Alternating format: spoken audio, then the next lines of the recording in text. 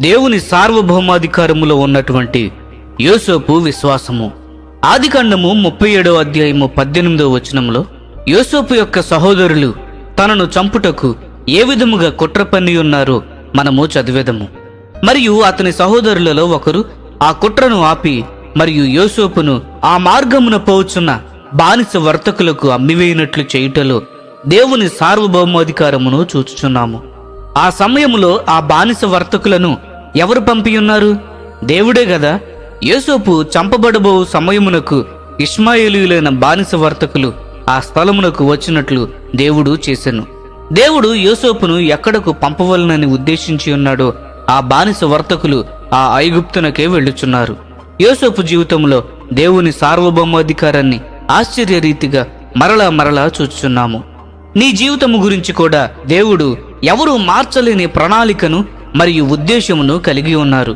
కాబట్టి అసూయతో ఉన్న నీ సహోదరులు గాని మరియు బుద్ధి లేని నీ తండ్రి గాని మరి ఎవరైనా సరే దానిని మార్చజాలరు. అది మాత్రమే ఇక్కడ మనము చూచుచున్నాము. యోసేపుకు 17 సంవత్సరముల వయసు వచ్చినప్పటికీ దేవుడు యోసేపు విషయంలో తనకున్న ఉద్దేశమును కలల ద్వారా బయలుపరచెను. ఆ వయసులో ఉన్న అనేక మంది యవనస్తులు అపవిత్రమైన కలలు కనుచుండగా ఒక యవనస్తుడు దేవుని ఎడల సున్నితముగా ఉండి మరియు దేవుని నుండి కలలను పొందుట ఆశ్చర్యముగా ఉన్నది. యవనస్తులారా, పెద్ద సహోదరులు మీకు దేవుని సేవించుటకు అవకాశము ఇవ్వలేదని ఎప్పటికీ ఫిర్యాదు చేయవద్దు. నీవు యథార్థముగా దేవునికి లోబడినట్లయితే నీ జీవితములో దేవునికి ఉన్న ప్రణాళికను ఎవరూ పాడు చేయలేరు.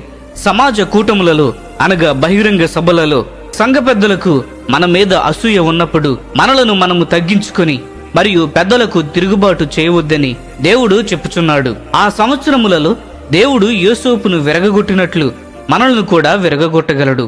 కానీ అటువంటి పెద్దలలో ఎవరూ కూడా దేవునికి మన ఎడల ఉన్నటువంటి ప్రణాళికను ఆటంకపరచలేరు. అయితే సమయము ఆసన్నమైనప్పుడు దేవుడు మనకు ద్వారములు తెరిచి ఆయన ప్రణాళికను మన జీవితంలో నెరవేర్చును. కాబట్టి ఎవరికి వ్యతిరేకముగా ఫిర్యాదు చేయవద్దు. నీ జీవితంలో దేవుని ప్రణాళికను పాడు చేయగల వ్యక్తివి నీవు మాత్రమే. అది గుర్తుంచుకొనుము. దేవుడు యోసేపు సహోదరుల యొక్క అసూయను ఉపయోగించి దేవుని ప్రణాళిక చొప్పున యోసేపును ఐగుప్తునకు పంపివేయనట్లు చేసెను. ఇతరులు మనకు చేయుటకు తలపెట్టిన కీడును దేవుడు మన మేలు కొరకును మరియు ఆయన ఉద్దేశములు మనలో నెరవేరినట్లు చేయును. ఇతరులు మనకు చేయవలననుకున్న కీడు నుండి దేవుడు మనలను కాపాడుటయే గొప్ప సంగతి. కానీ దేవుడు దానికంటే శ్రేష్టమైన మేలు చేయును. ఇతరులు మనకు చేయు కీడునే దేవుడు మన జీవితంలో ఆయన ప్రణాళిక నెరవేరినట్లు చేయును. దేవుడు సాతానును అలాగూ తిప్పికొట్టుట చాలా మంచిది గదా. ఆలోచించుము. యోసేపు సహోదరులు తన మీద అసూయ పడకుండా దానికి బదులుగా మంచిగా ఉన్నట్లయితే యోసేపు ఐగుప్తునకు వెళ్లి ఉండేవాడు కాదు. యోసేపు ఐగుప్తునకు ఏ విధముగా వెళ్ళెను?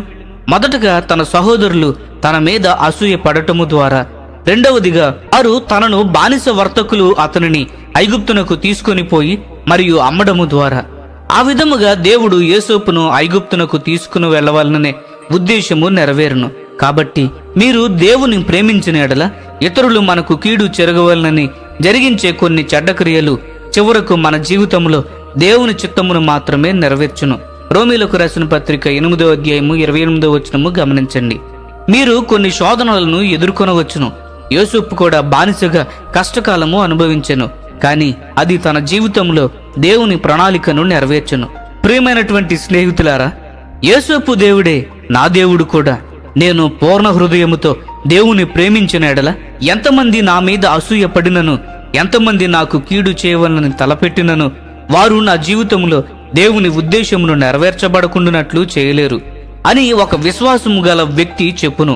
ఆ విధముగా అద్భుతముగా పనిచేసే దేవుని యందు నీవు విశ్వాసముంచుదువుగాక. ఈ సందేశములు మీకు ఆశీర్వాదకరముగా ఉన్నట్లయితే లైక్ చేయండి, సబ్స్క్రైబ్ చేయండి, అనేకులకు షేర్ చేయండి. మీ విలువైన అభిప్రాయములను కామెంట్ రూపంలో మాతో పంచుకొనండి.